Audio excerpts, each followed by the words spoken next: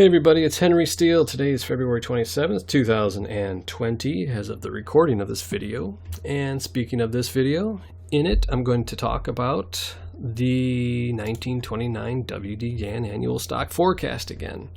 A little bit more about price, why price behaves the way it does, and why a forecast like this does not accurately represent what's going on in the stock market, or whatever market it's actually forecasting.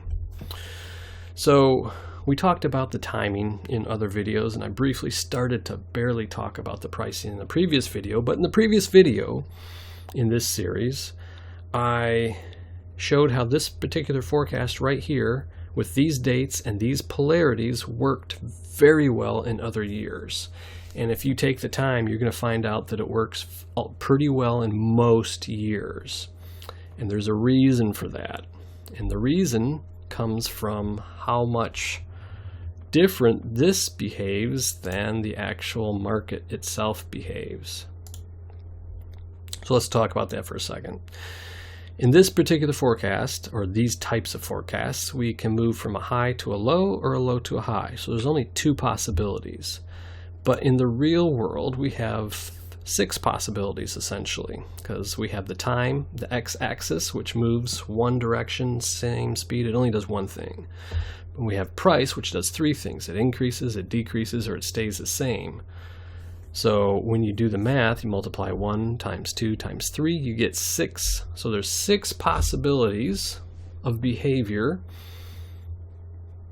out of this right here, the actual markets, the price charts, when only 2 are happening right here. So those other 4 possibilities are basically shoehorned into these forecasts.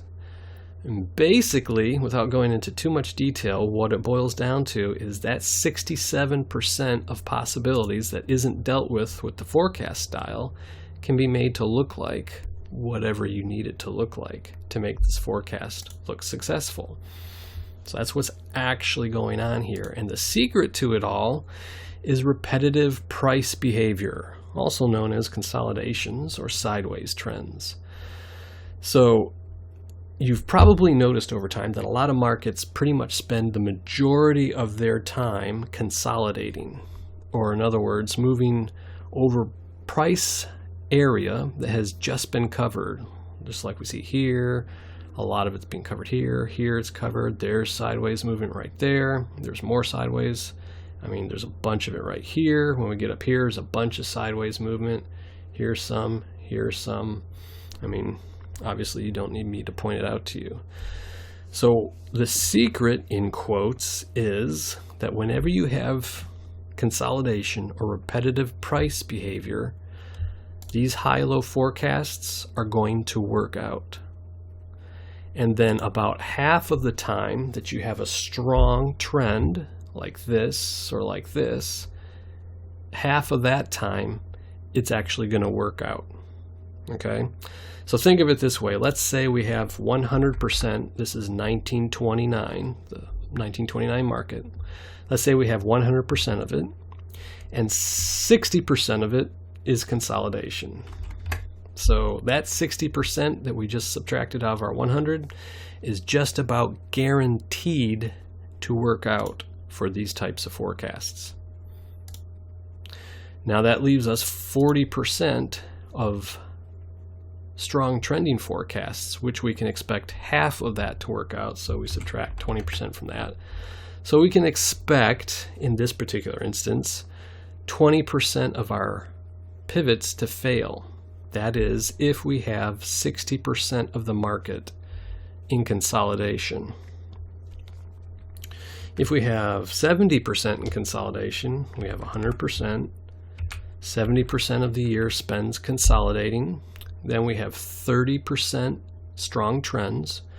And if we divide that by 2, we can expect about half of that just by sheer averaging numbers, luck, so to speak. We can expect half of it to work out, so we add that to the 70. We expect it to work out 85% of the time. So the way to calculate this, the most easily but still closest to very accurate, is to count how many errors, how many bad pivots we have when we run the forecast through the month, the season, or the year, whatever it is that you're applying it to. You run the forecast, you count how many bad pivots, and then you take the same forecast, the same dates, but then you reverse the polarity of it. In other words, this high becomes a low, this low becomes a high, and so forth and so on. So every high in this forecast, you turn into a low. August 7th, 8th, that's not a high anymore, that's a low. And then, of course, the lows are turned into highs. And then you plot that onto the same thing, the same point of time. So when we applied the forecast as it is written right here, we had 2 errors. But when I reversed the polarity right here, it turns out this forecast only had 5 errors. 1, 2, 3, 4, 5. What you see on the chart right here is this forecast of Gann's with these dates with the polarities reversed. Okay, so anyone who's mathematically oriented should immediately understand that that's an enormous red flag to the validity of these types of forecasts.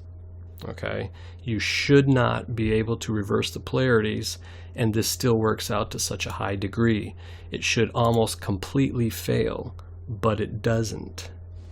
So that right there shows you that there's an enormous amount of repetitive price behavior. There's an enormous amount of consolidation. So if we add the 2 incorrect pivots when we put this the polarity the way it's written, and then we add plus 5, the 5 incorrect pivots, we have a total of 7 incorrect pivots. Okay, and that's out of, divided by 50, that gives us a 14%.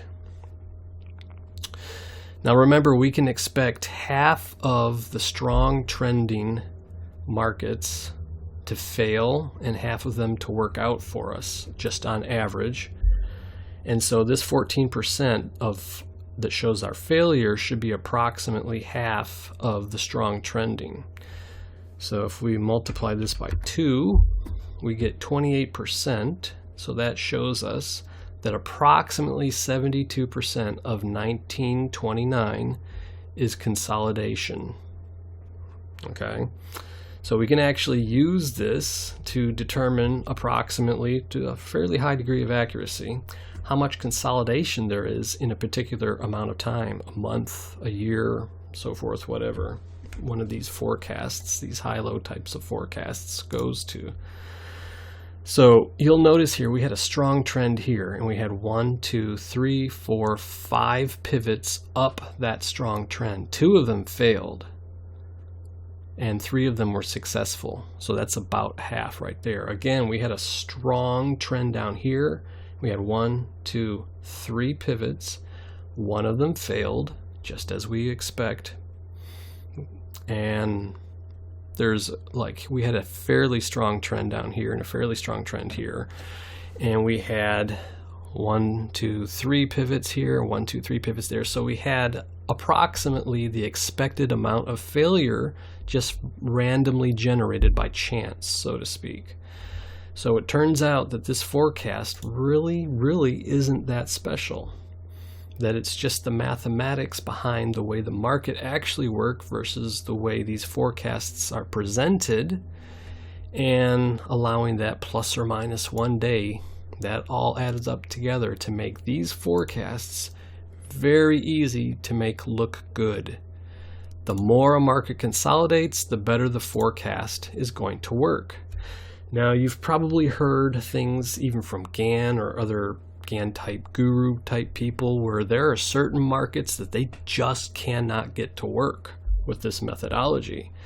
And they'll say things like, it's just that market does not resonate with me. And there's absolute truth to that. There are some markets that you will never be able to trade, and there's others that you can trade fairly decently. And then there'll be a special few where it's just almost magical, where you seem to be able to trade it very well.